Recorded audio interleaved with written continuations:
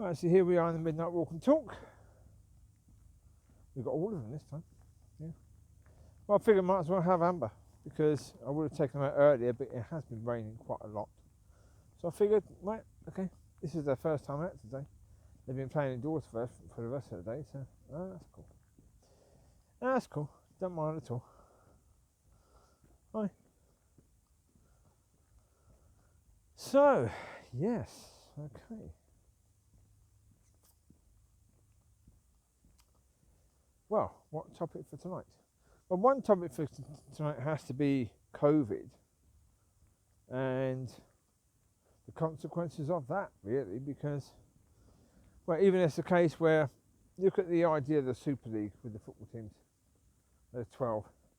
The reason why they were so desperate to do it is because COVID has taken such a hit on their money.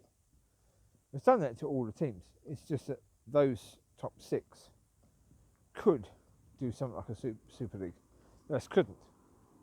The rest really, they're not big enough to be able to do that. But the top 12, top 6 in the Premier League could do that, yes. That's why they try to, because, yeah, income has been completely and utterly decimated by COVID. So it's like, yeah, you can understand why they wanted to do it, really. But then you've got jobs. You know, the government has still been basically, propping jobs up, by paying 70% of the wages of people that can't actually go into work because of COVID. That's going to end very soon. And when that ends, those jobs are gone. Simple, those jobs are gone. And put it this way, in the centre of London, all those big office buildings that were full of lawyers and accountants and whoever else was there, now empty. Been empty for a long time. What's going on with those? Oh, I don't know. Amber, come here now. So I just saw a jogger there, some corner to me. No idea where this jogger's going. Come here, Amber. Keep your head up, bub.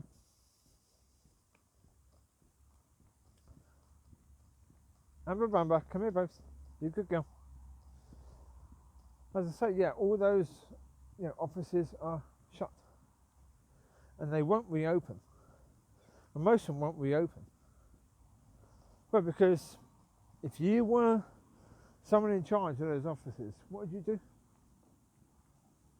Seriously, what would you do? You've got a situation where you've had these people working from home. Business has been okay, not really affected by it. You've saved a huge amount of money. All of the bills you had from the offices, gone. So now you don't need to pay that, do you? You may need to provide computers for your staff to work. That's okay, you were having to do that at the office anyway. But office furniture, you don't need to provide that. You don't need to provide any of that because people have got furniture at their own homes. Generally speaking, a lot of these people, especially if they're a big sort of company, they've got an office at home. So, there you go. Well, we've got someone walking, that should be okay. Although Amber will be a bit barky. That's okay. Covie, head up now. Come, Bubs, head up. Anyway, yes. Coviekins, no jumping. Ready? Hiya, come on this way. Getting big. Aye. Come on this way. Riley, come. Come, Riley. Yeah, as I say, And that's the point. If those offices don't go back, there's an awful lot of small businesses around those areas, the cafes, the sandwich places. I mean, London was full of them. A lot of those people were self-employed. They weren't supported by this government handout. It's going to be terrible, isn't it, really? Well, at gym today, I was speaking to a lady. This isn't COVID related necessarily, this is church related, prophetic church. Not prophetic as in prophecy, but prophetic as in crap church, basically. Her son had to have a spinal operation because the spine was fused to the body. You know, it should be just basically free from the body at the bottom or something like that. That's she was explaining it. She knows, I don't know. But she says, oh, he's got another issue that he's only 5. But he's got another issue that's a problem that you know, he sometimes pees himself during the day, or at least a tiny bit, because he's not in control of that. You know, he's 5 years old, but he's got something going on with his body, and yeah, that was tough. That was tough. I started to speak to her about the fact that, you know, I hope that COVID is about getting the church right, so that people that need help, like her son, can get the help they need. You know, that God can work through his people to heal children and adults, and you know, cities and towns and whatever else is needed.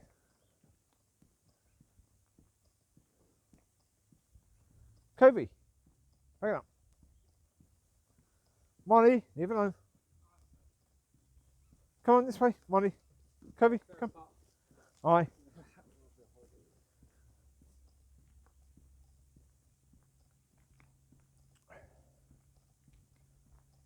Yeah, so what's going to happen, we don't know. We just don't know. But certainly, COVID has had an impact already. But the full impact of COVID is, we haven't got a clue. We're nowhere near. We're nowhere near at all what the full impact of COVID is going to be. Yeah, I mean, even health. You know, you've got people who needed treatment for cancer, for heart disease, for all other types of things that didn't get the treatment because the hospitals were focused on only one thing. And, you know, thousands of those people are going to die because they didn't get important treatment when they needed it. Come on, this way. Come close. Yeah, that's the sad reality of the situation, really. It's not good. Come, Mollie, this way. Smiley Mollie, come. No. Come, Bubs. Yep. Yeah, it's quite possible that, well, put it this way, are people that should have been healthy, they'll probably be more dying because of the consequences of government decisions than there have been dying of COVID. So, or there would have been dying of COVID if the decisions had been made better. Oh dear, not good at all. Yeah. Well, as I said, I mean, you know, COVID certainly is going to reshape certain elements, isn't it? As I say, I mean, business, inner city business has been reshaped. You know, it just won't exist anymore, which is not necessarily a bad thing because, you know, certainly places like London were becoming just about the finance industry. You know, that was really the centre of the whole business of the UK. And London was the epicentre of that. But that could easily move away now. Because if people are going to be doing it in their own homes, they can move to wherever they want in the country and do it online, have their meetings online, come in when they have to, but generally speaking, you know, they can travel. Really, when it comes down to it, you can travel just as fast by plane as you can drive by car to a meeting. You could live closer, so you could live a good 300 miles away and get there just as quickly by plane as you would by car if you live 50 miles away. So, yeah. Come on this way. Wait. Come on, head up, Amber. Come on.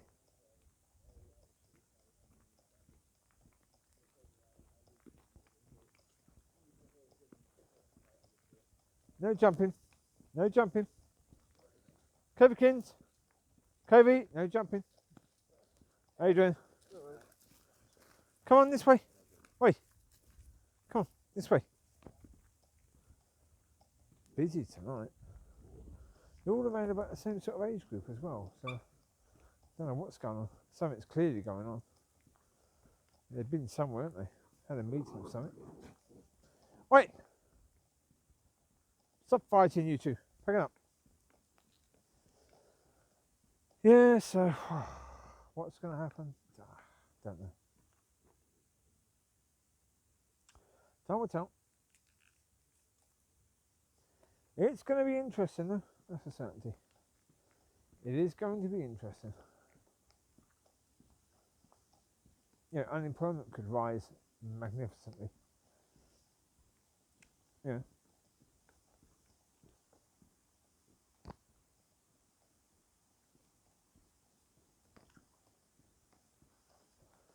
I mean, even that could mean that we need new ideas for economy.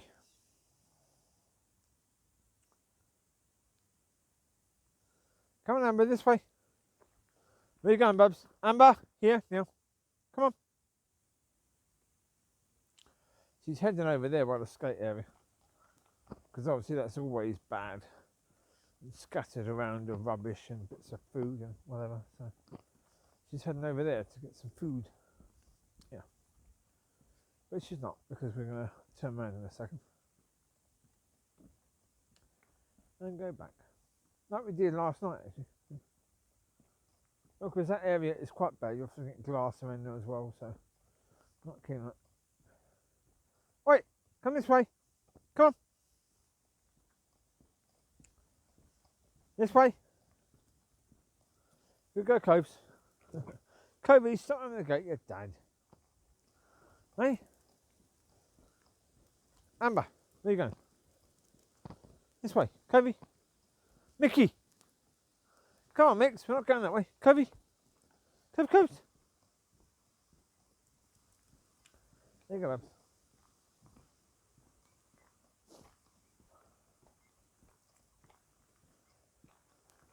Oh dear.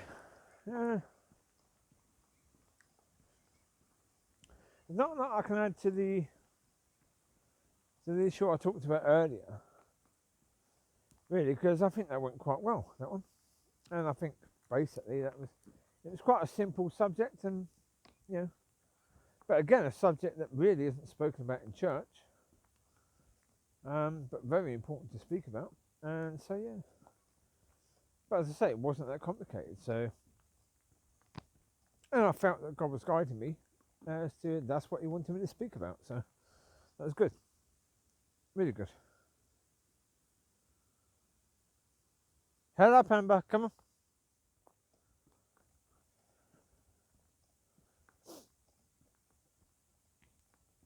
So yeah. Well, as I said about that one, really, it's a case where the better you know the characters that are going to have a main role in your life, the more chance you have of dealing with the things that come your way. Well, because you look at friends and family.